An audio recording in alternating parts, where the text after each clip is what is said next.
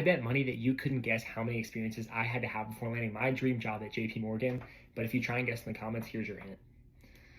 Anyway, my first one was I founded my own company.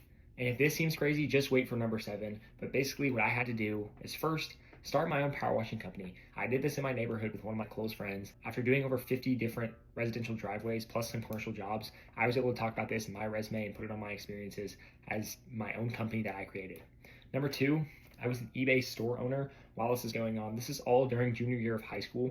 And I was reselling, flipping items, anything I could find, anything that would sell and had value, I would look it up on eBay, which this is also a really good side hustle that I'd recommend you doing.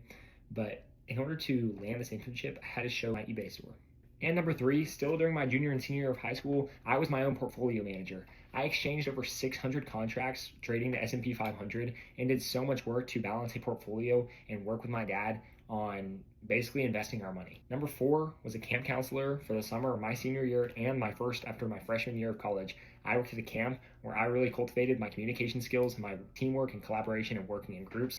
Definitely recommend camp if you want to work on talking to people. And number 5, stay with me now, this is where things get crazy. I was a private equity intern for a really small company. I actually found it on LinkedIn, but I was basically trained to make cold calls and evaluate firms to see if they're a good potential financial investment for this big firm.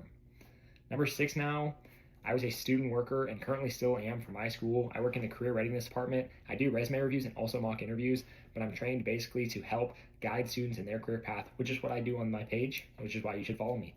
And number 7, my final experience right before JP Morgan, I was a corporate development intern with a private agriculture company.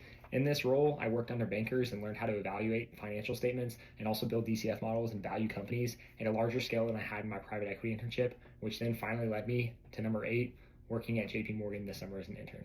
Follow me for more advice and helping you get your dream internship.